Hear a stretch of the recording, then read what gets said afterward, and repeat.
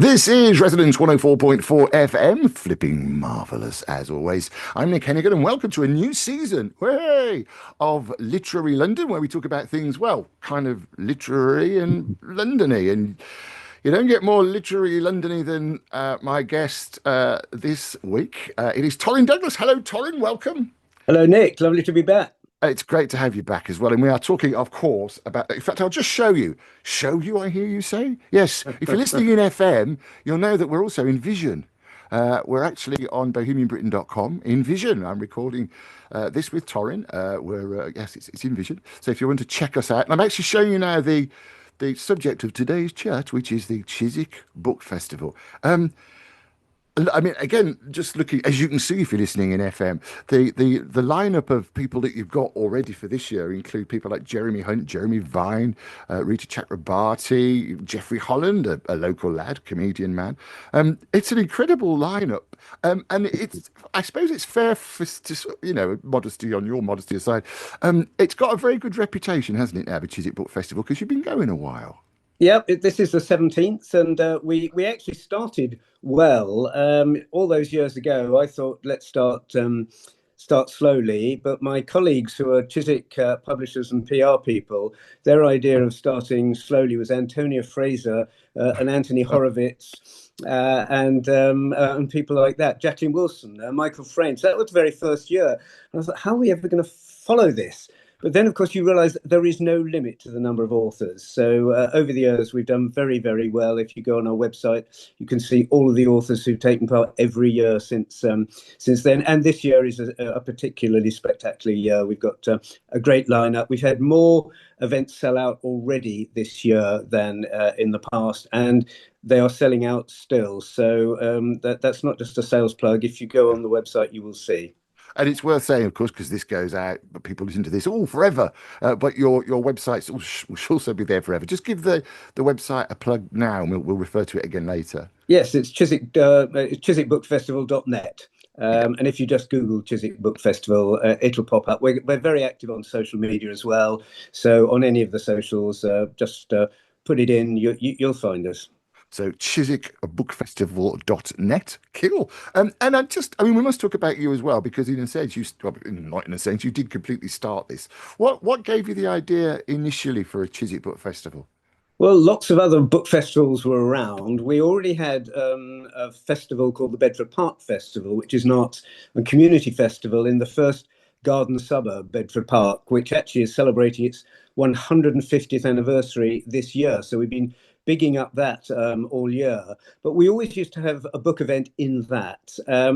And we've got the church. In the year 2000, there was a Millennium Project, and we redeveloped the church hall, the old Victorian church hall, gave it 2 stories so that you've got an upstairs and a downstairs. And suddenly we got 3 venues that we could do something with. And we were thinking, what should we do with it? And I suggested to Father Kevin Morris, who's our vicar and very arts-minded, why don't we have a book festival? And we thought, it can't be that hard. All the publishers and all the authors will want us to do it. And we've got all our volunteers. We've got the venues.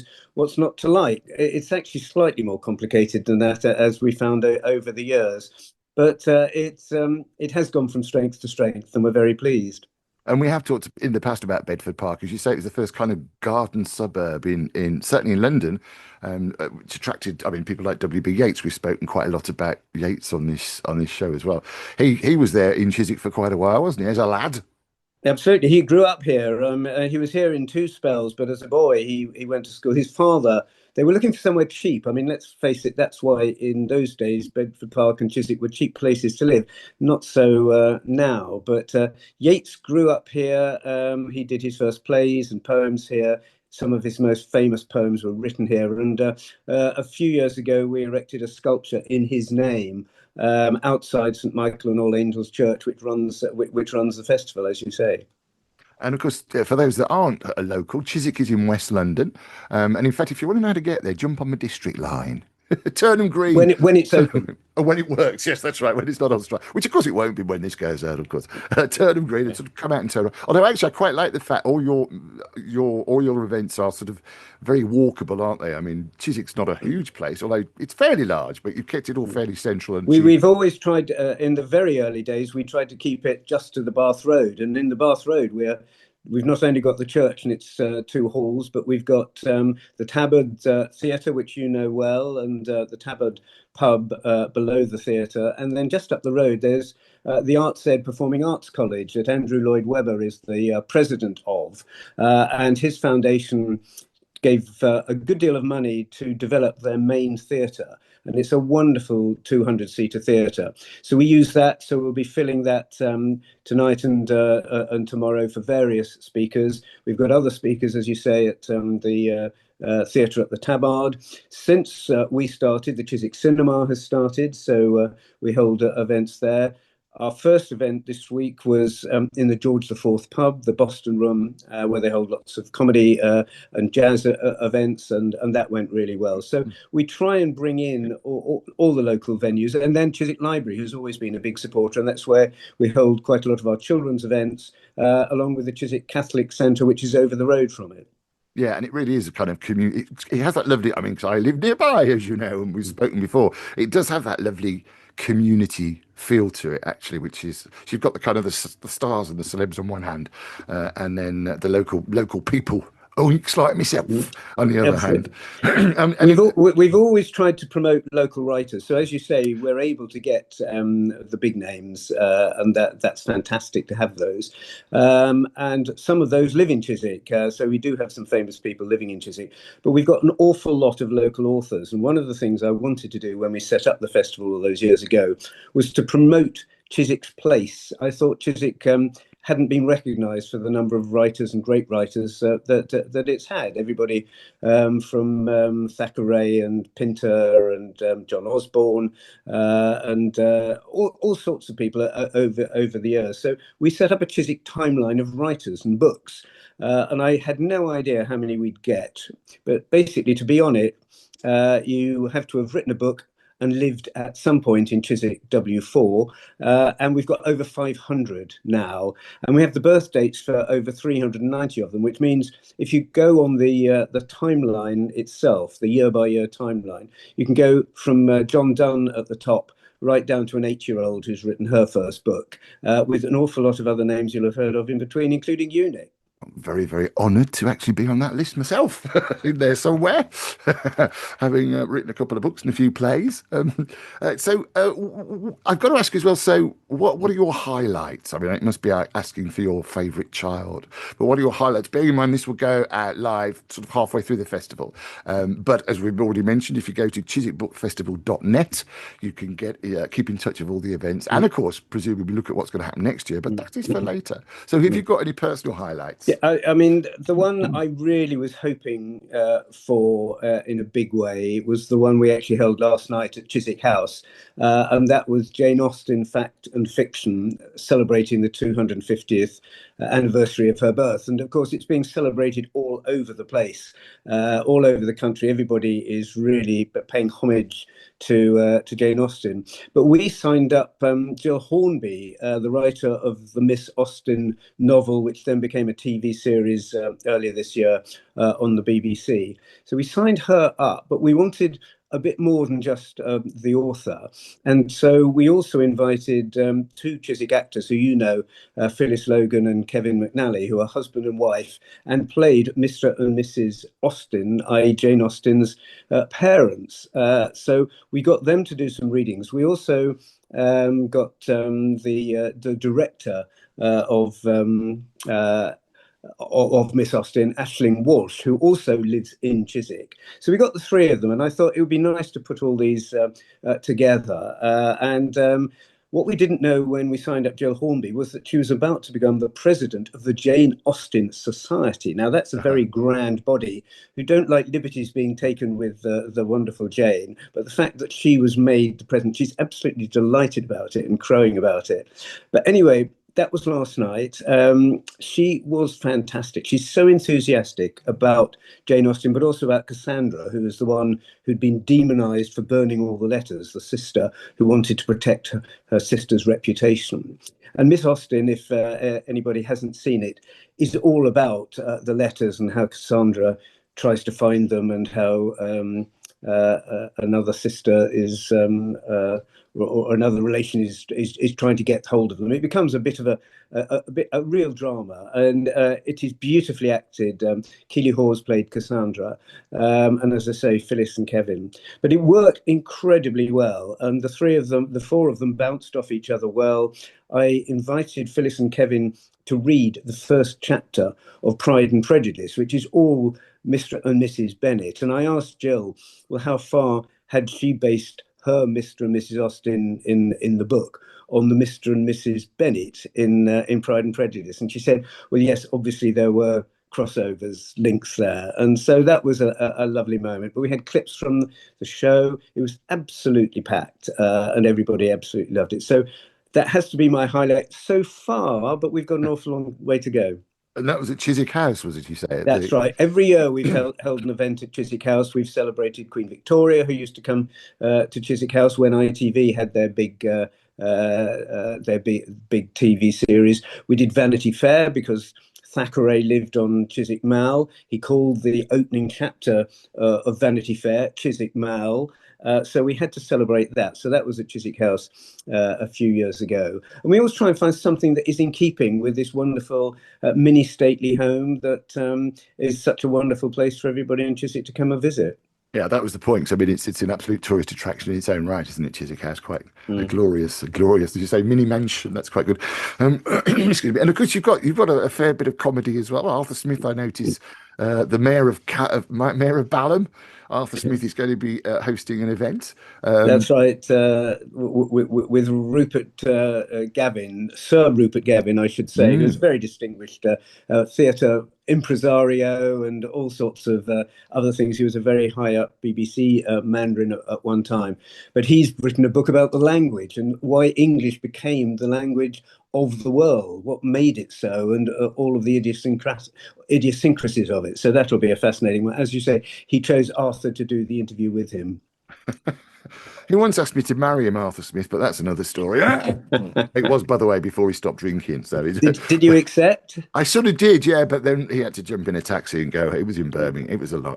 That's a story for another time. But a lovely chap. I actually produced a couple of his shows, an evening with Gary Lineker, and a thing called Trench Kiss, which he wrote, and we did that in a pub in Birmingham a few years ago.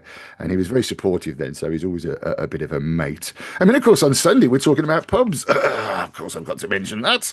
Absolutely, yes, because I'm very honoured to have been asked to host Sam Cullen, a writer called Sam Cullen, who's written a book called London's Lost Pubs.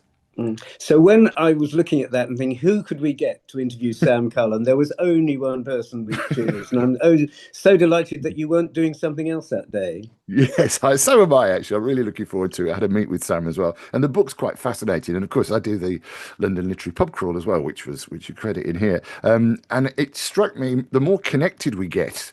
My phone having just gone off then. The more connected we get, the more important things like pubs. I mean, not just pubs, but pubs are as centres for community to come and talk. And the fact that we're losing lots of them is interesting. And of course, London, anywhere in the world. I mean, I know we have a lot of people. Kath from California. Hello, Kath from California listens. She always listens by the ocean, she tells us. But Kath from California, I mean, we'll know the areas of London that we're going to be talking about. And I love the idea as well that the Dream Factory is. You've also got workshops for writers, which is a good idea.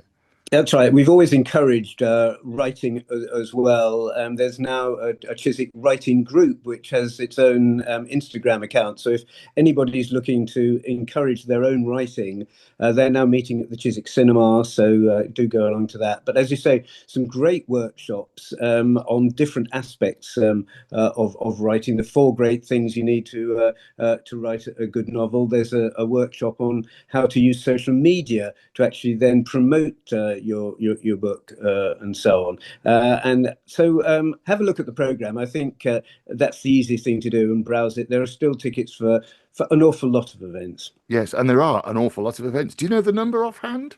It's about 80, I think, which is too many because we get lots of clashes. And everybody says, "Oh, I wanted to go to that one, and this one's on."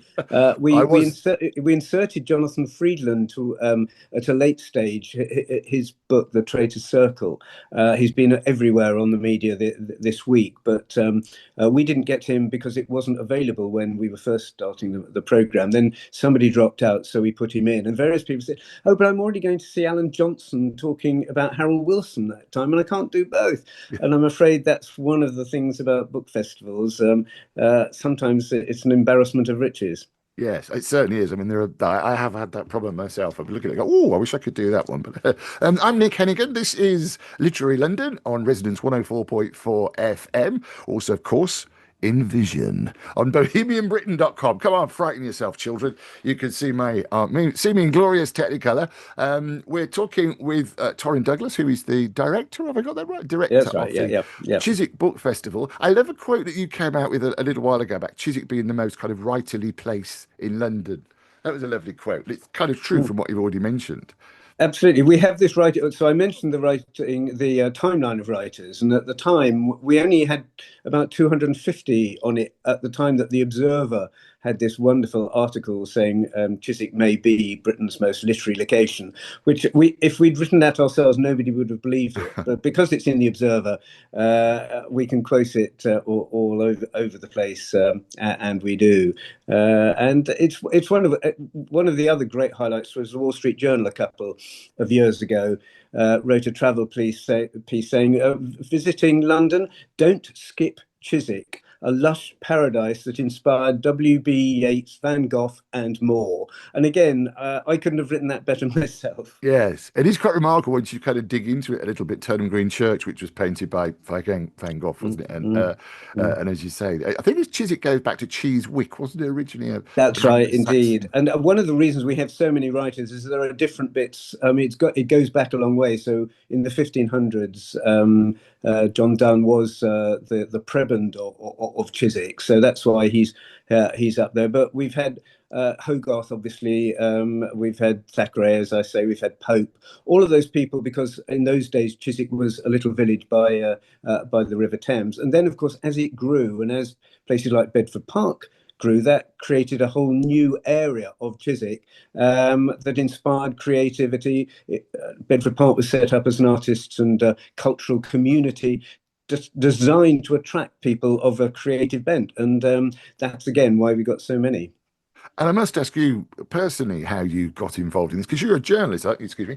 I always remember you on LBC, yeah, going back a few years. And you were also involved with royalty as well, weren't you? With royalty? Yes, didn't you do some PR for one or two? Well, I didn't do what. So what? The reason I got involved, I've been writing about the media for many, many years, and as you say, my first broadcast job was a program on LBC called Advertising World, which was aimed at the advertising business and all the media and all the creatives and so on. And that was great fun. And we put it on at drive time on a Wednesday, so when people were driving home, they would listen to it, and people still remember that program fondly, which is lovely. But then I joined the Times. I was on The Economist and places, but then I joined the BBC as its media correspondent. And the reason I got involved with royalty was because in those days, there were all the royal scandals and all the tabloids stories about the royal family. And at the time, the BBC didn't really want to dignify these stories by putting their own court and royal correspondents on them, because once the BBC did that, it would give them added credibility. So if you could give them to the media correspondent who could do them as a, quote, sort of nasty tabloid story, by the way, this is what it says, they could get those stories out there. And then, of course, we had phone hacking and we had all of those other things. Then we had, I mean, very sadly, Diana's death. And on the day she died, I was one of the people who was called in the middle of the night, because she'd been chased by paparazzi all week, and the paparazzi element of that story and whether they were to blame for her death and so on was something that the media correspondent would rightly cover. So I was then covering the whole of the week after her death, and you'll remember what a manic, strange week that was, right up until the funeral. And then everybody else who'd been covering it up to that point they knocked off at the end of the funeral, but Earl Spencer, in his address, you'll remember, laid a great attack on the press and blamed the press for his sister's death. So suddenly that was a whole new line, and I was suddenly, having been number 2 on the bulletins all that week, I was suddenly number 1 for the next week. So it was a huge story in those days, and even now, I mean, we remember it and we think about it and so on. Yes, it's it's funny actually. Funny enough, there's a poster you'll see if you're listening in FM. A Ghost of a Chance, the story that I was writing, and I was actually editing that night, and I heard a report come through that Princess Diana apparently had broken her arm in a car crash. And I actually read, we were doing a stream of consciousness around that, and I actually read, "Cool, what a lot of rubbish these people come up with." And then, of course, the next day we found out the awful truth. So it is kind of still with us. And what was it, if you don't mind me asking, what was it that got you into the writing initially? Were your parents in writing, or were they creatives, or what It's kicked you one off? of the. I wanted to be a journalist from about the age of 8, and I think what attracted me, there was a board game called Scoop that had a mock telephone, and you made up you had the stories were already there written for you, and then you had to throw a dice and get the stories and then put them on the front page. And there was a mock telephone that you rang and so on. And there were even ads on the front page and so on. And that whether it was that struck me or anything else, but from the age of 8, I was writing newspapers at school. My father lent me the office typewriter so that I could type out newspapers and so on. At public school, I edited the newspaper. At the university, I edited the newspaper. And my father encouraged me all the way until he realized I hadn't grown out of it. And at the time, I was looking for jobs after university in the milk ground. And he encouraged me to go on the milk ground of all these, what I thought were very boring companies like De La Rue, the banknote makers, and Tube Investments, who make tubes. And anyway, I didn't get on any of those. And I also applied for the graduate training schemes of Thomson Newspapers and the BBC and so on.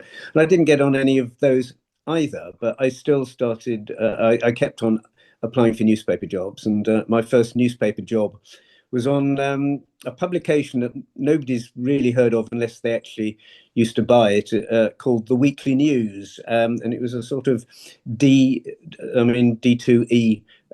social group publication. But it was published, interestingly, by the publishers of the Beano and Dandy, D.C. Thompson, a very strange Scottish company.